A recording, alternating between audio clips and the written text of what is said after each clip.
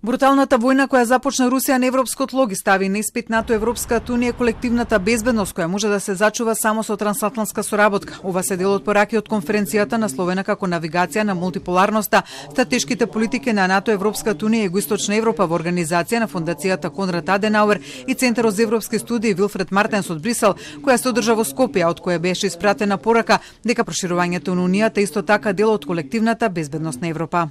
Проширувањето е всушност има две своји страни, но компромисот е потребен за да може да им се каже добре дојде на нови членови за да се зајакне Европската унија долгорочно. За шефот на македонската дипломатија Тимчо Муцунски, современите закани се меѓусебно поврзани и непредвидливи, при што тој рече дека Западниот Балкан е сведок на засилени активности на злонамерни актери кои преку политички и економски влијанија, но и дезинформации сака да ја ослабнат довербата во институциите и да го доведат во прашање евроатланскиот курс на регионот. Овие трендови бараат интензивна, долгорочна и координирана реакција и од НАТО и од Европската унија. Наше барање е обезбедување на долгорочна стратегија од НАТО и ЕУ за регионот, кој ќе резултира со целосна интеграција на земјите од Западниот Балкан во структурите на НАТО и Европската унија.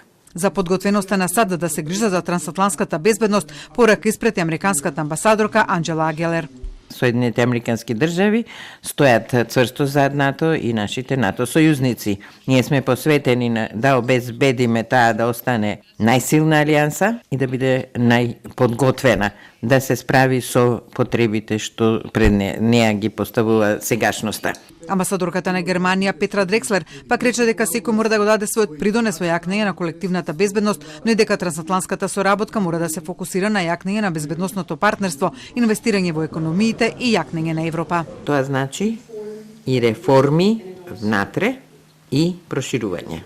На конференцијата се обрати заменик генералниот секретар на НАТО Радмила Шекеринска, која рече дека се потребни трансатлантски напори за јакнење на одбранбените капацитети на САД и Европската унија, за тие да ја задржат технолошката надмок и со тоа да ја гарантираат заедничката безбедност.